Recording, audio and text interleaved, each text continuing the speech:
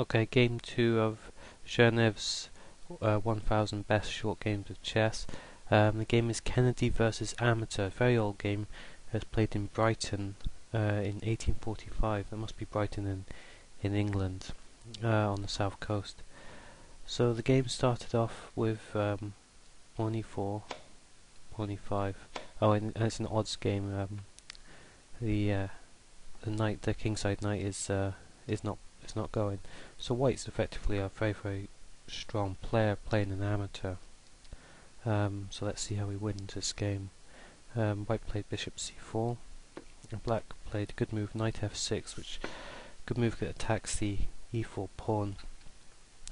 Now white plays sharply and plays pawn to d4. This is a good practical move in this type of game. Rather than playing slowly, try and play as sharply as possible, so it puts immediate pressure on the e5 pawn. Black has to respond. So black played knight takes on e4. We'll go back and look at the other options a bit later. Now white played a good move, pawn takes on e5. So black's knight seems a little stranded at the middle of the board. Black was looking at tactics of his own, so he's obviously not completely beginner player, and decided to sacrifice the knight. Knight takes on f2. So he's hoping for king takes f2, and queen to h4 check, say g3, and then queen takes on c4. Black has won back his piece, and he's effectively got a one game. So let's go back a few moves. So black played knight takes f2, which hits the queen, hits the rook on h1. And here white played a very interesting move. He castled, let his queen be taken. Black takes the queen, knight takes on d1, and white provide bishop takes on f7 check. Black's forced now to play king e7, and white played bishop g5 checkmate. So white wins. Game over in only 7 moves.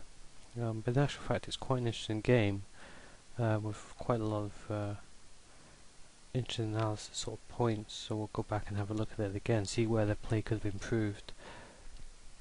So e4, e5, bishop c4, knight f6, d4. We've discussed those moves already. Knight takes on e4. Now let's look at some of the options, other options black could have played. He could have first of all played, say, pawn takes on d4. But perhaps black was concerned about pawn to e5. Maybe he was nervous about that continuation. But black should do okay here after pawn to d5. This is a recurrent theme in this sort of position. Another option might have been knight to c6. Now this looks a bit strange. Say, you wouldn't normally play that sort of move in a normal game, but in an odds game it's okay. If white, say, play pawn d5, knight to b8, in actual fact, only black has really improved his position here. White's bishop's on c4 doesn't have much of a future anymore, so that's okay for black. And if, say, pawn takes on e5, knight takes on e5, again that's good for black. The c4 bishop is under attack, so white's going to have to lose tempo. Bishop b3, something like that, or bishop e2 probably. Anyway, black's doing very well here. Maybe he could also try pawn to d6. Now this move isn't the best, certainly it's dubious. Pawn takes on e5, pawn takes on e5, bishop takes on f7 could be tried as a sort of tactic for white, but again actually you have to pick king e7. Black's actually doing okay here. In actual fact, he can actually take this bishop anyway. Queen takes on d8, bishop to b4 check. The queen is actually attacked by the rook. Let's go attack. Let's go bishop to d2, queen to d2. Sorry, bishop takes d2, bishop takes d2. Okay, yeah, black's winning here. Still doing well. But anyway, go back to the game continuation with knight takes on e4, which is again a perfectly good move. White played this interesting idea, pawn takes on e5, kind of almost strands the knight in the middle of the board. Black played knight to f2 here, but he could have played other continuations, knight to c5 even, could have been tried. Knight takes f2, and again it's not such a bad tactic, and white castles in this position.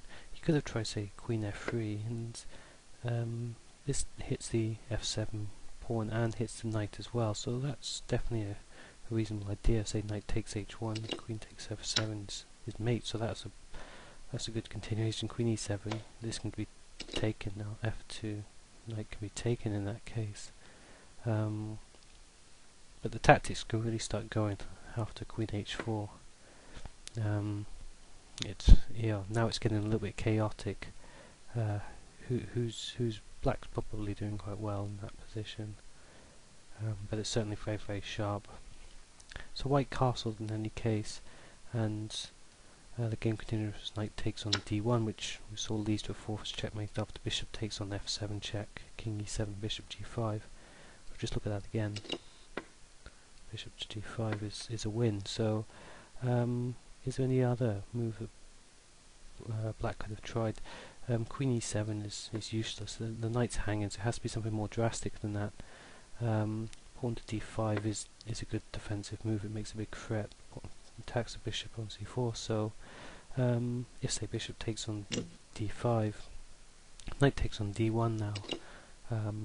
Now there is no forced mate anymore, so black's doing well. Bishop takes on f7. He has to play king to d7. Rook to d1, bishop to d6. Okay, black's gonna win. He's still got his queen, white doesn't have his queen. But there are some traps in this line as well. Bishop takes on f7, say king e7, bishop to g5 skewers the king and queen together, so king to d7, rook takes on d1 check, bishop to d6, bishop takes on d8, rook takes on d8, pawn takes on d6. This is all pretty much forced. Let's say pawn takes on d6, knight to c3.